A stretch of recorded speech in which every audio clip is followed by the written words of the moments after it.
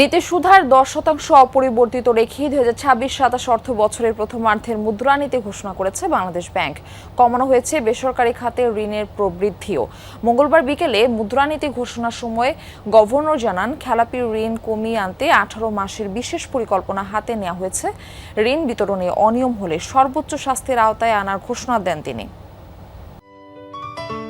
Ceylon টি রপ্তানিতে শীর্ষে। উচ্চ মূল্যস্ফীতি, বিপুল পরিমাণে খেলাপি ঋণ, তীব্র তারল্য সংকট এবং মূলধন ঘাটতিতে ভুগছে দেশের ব্যাংকিং খাত। বেসরকারি খাতে ঋণের প্রবৃদ্ধি নেমেছে তলানিতে। এমন বাস্তবতায় নতুন অর্থবছরের জন্য আরও কঠোর মুদ্রানীতি ঘোষণা করেছে বাংলাদেশ ব্যাংক। মুদ্রানীতিতে নীতি সুধার 10% অপরিবর্তিত রেখেছে নিয়ন্ত্রক সংস্থা। বেসরকারি খাতে ঋণ প্রবৃদ্ধির লক্ষ্যমাত্রা প্রায় 2% কমিয়ে নির্ধারণ করা হয়েছে 6.8%। যদিও অর্থ বছর শেষে এই হার 8% উন্নীত হবে বলে আশা করছে নিয়ন্ত্রক সংস্থা। যেহেতু আমাদের ইনফ্লেশন হাই, যেহেতু আমরা এক্সচেঞ্জ রেটটাকে স্টেবল রাখতে চাই, এর প্রেক্ষিতে আমরা আমাদের মানির অ্যাভেলেবিলিটিটাকে ইন জেনারেল একটু এক্সপেন্সিভই রাখতে চাই। ফলে আমাদের যে পলিসি রেট যে 10% ছিল, সে 10% আমরা অপরিবর্তিত রাখার সিদ্ধান্ত নিয়েছি। বেসরকারি খাতে ঋণ প্রবৃদ্ধির লক্ষ্যমাত্রা কমানো হলেও প্রণোদনা প্যাকেজের মাধ্যমে অর্থনীতিকে চাঙ্গা রাখতে চান গভর্নর। ঋণ বিতরণে গ্রামীণ অর্থনীতি এবং কর্মসংস্থান তৈরিতে ভূমিকা রাখে এমন খাতকে অগ্রাধিকার দেওয়ার কথাও জানান তিনি।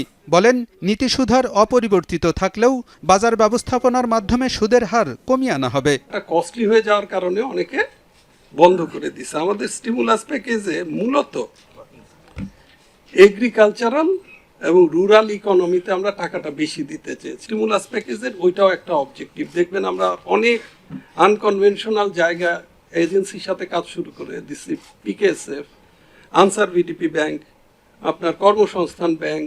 খেলাপি ঋণ কমিয়ে আনতে 18 মাসের বিশেষ পরিকল্পনা নেওয়া হয়েছে।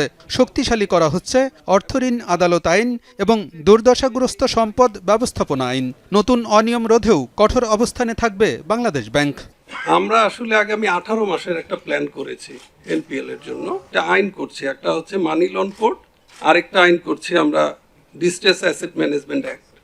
সো এখানে যেটা হবে, মানি লোন কোর্টে আমরা সরকারকে প্রস্তাব করছি যে এই কোর্টের বিচার যাতে 6 মাসে শেষ হয়। যে কোনো ব্যত্যয় যদি ঘটে, ডেভিয়েশন ঘটে যদি পাওয়া যায়, শাস্তিটা সর্বোচ্চ হবে। গভর্নর বলেন, বেসরকারি খাতের জন্য বিদেশি ঋণ আরও সহজ করা হবে। সিটি গ্রুপ এবং ইসলামী ব্যাংক সমস্যার দ্রুত সমাধান হবে বলেও জানান তিনি। ব্যাংকিং কোম্পানিজ অ্যাক্টের যেই ধারাটার বাইরে চলে গেছে বিষয়গুলো, সো একটু সময় দিতে হবে। এই জিনিসগুলো আমার বিশ্বাস যে ঠিক হয়ে যাবে খুব তাড়াতাড়ি। আলমগীর হোসেন, যমুনা নিউজ, ঢাকা।